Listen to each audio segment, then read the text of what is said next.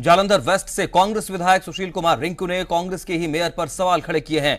विधायक के मुताबिक मेयर जगदीश राजा शहर में सफाई व्यवस्था कायम रखने में नाकाम साबित हुए हैं। रिंकू के मुताबिक लेदर कॉम्प्लेक्स रोड पर सीवर व्यवस्था का बुरा हाल है, इससे स्थानीय लोगों को परेशानी का सामना करना पड़ रहा है। विधायक ने मेयर जगदीश राजा को घेरते हुए कहा, राजा को मेयर बनाकर जनता आज खुद को ठगा सा महसूस कर रही है।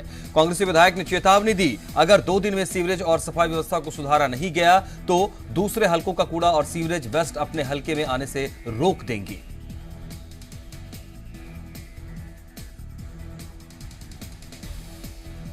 ਜਿਹੜੀਆਂ ਆਸਾਂ ਦੇ ਨਾਲ ਸਾਡੇ ਸ਼ਹਿਰ ਵਾਸੀਆਂ ਨੇ ਸਾਡੀ ਸਰਕਾਰ ਬਣਾਈ ਸੀ ਔਰ ਜਲੰਧਰ ਦਾ ਨਗਰ ਨਿਗਮ ਦਾ ਮੇਅਰ ਚੁਣਿਆ ਸੀ, ਅੱਜ ਸ਼ਹਿਰ ਨਿਵਾਸੀ ਆਪਣੇ ਆਪ ਨੂੰ ਠੱਗਿਆ ਮਹਿਸੂਸ ਕਰ ਰਹੇ ਆ। ਔਰ ਅੱਜ ਮੇਰੇ ਹਲਕੇ ਦੇ ਵਿੱਚ ਜੇ ਮੈਂ ਗੱਲ ਕਰਾਂ ਕੂੜੇ ਨੂੰ ਲੈ ਕੇ ਔਰ ਸੀਵਰੇਜ ਦੇ ਗੰਦੇ ਪਾਣੀ ਨੂੰ ਲੈ ਕੇ ਕਿਸੇ ਤਰ੍ਹਾਂ ਦੀ ਵੀ ਕੋਈ ਫੈਸਿਲਿਟੀ ਹੈ, ਕੋਈ ਸਫਾਈ ਦਾ ਪ੍ਰਬੰਧ ਅੱਜ नहीं हो रहा। तो यह बड़ी खबर है और इस खबर पर सियासत भी गर्मा रही है लगातार। सवाल तो खैर पहले से उठते रहे हैं क्योंकि कांग्रेस खेमे की तरफ से अपने ही लोग सवाल उठाते रहे हैं सरकार पर, और इसी कड़ी में एक और ये नाम जुड़ गया है सुशील कुमार रिंकू का, जो कि बेशक अपने कांग्रेस से संबंधित मेयर के बारे में बात कर रहे हैं, लेकिन ये एक नाराजगी एक पर्टिकुलर सिचुएशन को लेकर के हो सकती है, लेकिन शायद ये भूल गए वो कि इसका बड़ा असर सवालों के रूप में पूरी सरकार पर जाता है। इस पर और अपडेट के लिए हम रुक करेंगे हमारे संवाददाता का। हमारे साथ हमारे संवाददाता कुलवीर दुमान जुड़ रहे हैं और कुलवीर के पास चलेंगे और इस मसले पर उनसे हम और अपडेट हासिल करने की कोशिश करेंगे और वो हमें ये बताएंगे कि किस तरीके के हालात अब इस आरोप के बाद और इस तरह के सवाल उठाने के बाद बन रहे हैं सरकार में, कांग्रेस में, और विरोधी इस पर क्या रुख रख रहे हैं। कुलवीर, ये सवाल एक जलजमाव की स्थिति को लेकर जरूर किया, लेकिन क्या वो ये नहीं भूल गए कि जिस तरीके से विरोधी भी लगातार अपनों के सवालों से को लेकर के घेर रहे हैं सरकार को, उसी कड़ी में खुद खड़े हो गए सुशील कुमार रिंकू? देखिए, बिल्कुल सुशील कुमार रिंकू जो कि कांग्रेस के विधायक हैं, उनके तर्कस से ये एक ऐसा तीर निकला है जो उनकी ही पार्टी के लिए घातक साबित होगा, और घातक इसलिए साबित होगा क्योंकि जो विपक्षी हैं उन्होंने कांग्रेस को घेरना शुरू कर दिया है। यानी कहीं नहीं अब कांग्रेस पार्टी या कांग्रेस की सरकार ही निशाने पर आ गई है। जिस तरह से भारतीय जनता पार्टी के जो नेता हैं उन्होंने तुरंत इस पर स्टेटमेंट दी है और प्रतिक्रिया के रूप में जो मेयर हैं वो कांग्रेस के हैं और जो काउंसलर हैं वो भी क्योंकि कांग्रेस के हैं, लिहाजा उनका इस्तीफा मांग लिया है। यानी कहीं ना कहीं वो इस मुद्दे पर पूरी की पूरी कांग्रेस सरकार को घेरना चाह रहे हैं। और हालांकि सुशील कुमार रिंकू जो विधायक हैं उनके तिल मिलाने का कारण भी एक वाजिब कारण हो सकता है, क्योंकि उनका जो कहना है कि सीवरेज की सफाई जो है या उसके काम में कहीं ना कहीं व्यवधान जो है वो उत्पन्न हो रहे थे और पिछले काफ़ी दिनों से वो इसकी गुहार लगा रहे हैं। लेकिन अब समझा भी जा सकता है कि आने वाले दिनों में बरसात का मौसम शुरू होने वाला है और ऐसे में यदि सीवरेज सिस्टम में कोई गड़बड़ी होती है तो निश्चित तौर पर पूरा जो क्षेत्र है वहाँ का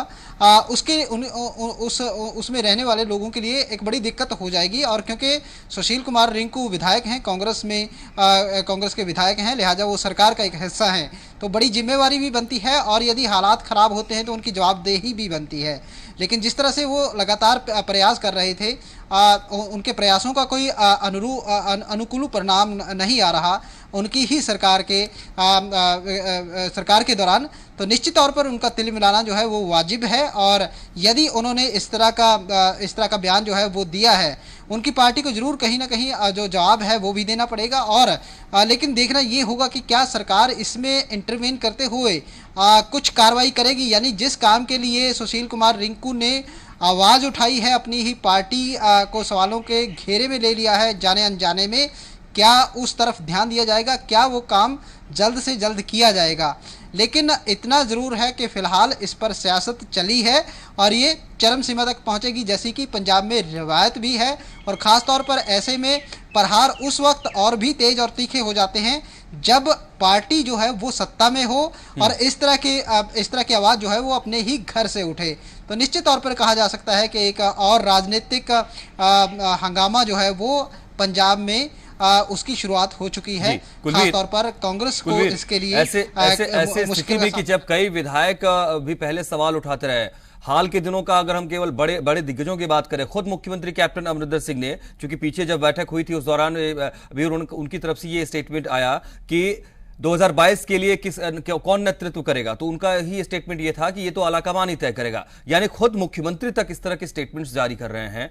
राजेंद्र कौर भट्टल से खास बातचीत में जी मीडिया की तरफ से हुई तो उसमें भी उन्होंने सलाह दी कि भाई नए चेहरों को आप मौका दीजिए और अनुभव का संतुलन बनाए रखिए।